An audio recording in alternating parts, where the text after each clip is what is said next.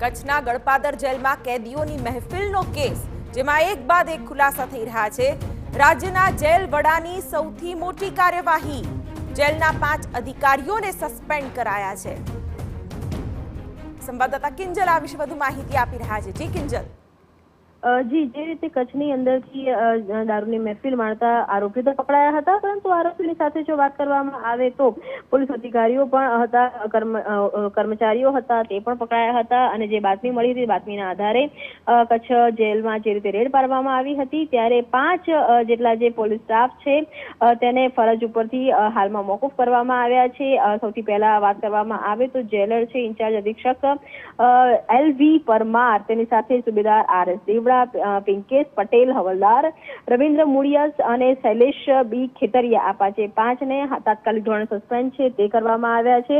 કેમ કે જેલમાં જ્યારે પણ અમુક વસ્તુઓ પહોંચતી હોય છે, વાત દારૂની કરવામાં આવે કે પછી પૈસાની કરવામાં આવે, રોકડની કરવામાં આવે, તો સ્વાભાવિક રીતે એક સાઠગાંઠ વગર આ પહોંચતી નથી। કુખ્યાત આરોપીઓ જ્યાં છે ત્યાં ન માત્ર દારૂની મહેફિલ પકડાય છે, પરંતુ ત્યાંથી પકડાયા છે। ત્યાંથી વાત કરવામાં આવે તો રોકડ કેશ પણ પકડવામાં આવી છે। યુવરાજસિંહ નશાની હાલતમાં, ત્યાંથી યુવરાજસિંહ જાડેજા આરોપી છે, નશાની હાલતમાં છે। અને જે ગુનાહિત કહી શકાય કે જે આરોપીઓ છે, કહી શકાય આ તમામ જે આરોપીઓ છે એમાંથી કેટલાક આરોપીઓ એવા છે કે જે ખૂબ જ ગંભીર ગુનાની અંદર જેલની અંદર છે। ત્યારે 8 જેટલા જે માફ કરશો 4 જેટલા જે કહી શકાય કે આરોપી છે, તેમની પાસેથી ફોન છે તે મળી આવ્યા હતા, જ્યારે 6 જેટલા આરોપીઓ છે તે તેમની પાસે તે નશાની હાલતમાં હતા। તેની સિવાય આ જે 5 જે પોલીસના જે માફ કરશો જેલના જે સ્ટાફ છે તે આ તમામ કાર્યવાહીમાં સંડોવાયેલા હોવાના જે પુરાવા છે તે જેલ અધિક્ષકને મળ્યા છે, અને ત્યારબાદ આ તમામ લોકોને તાત્કાલિક ધોરણે સસ્પેન્ડ કરાયા છે।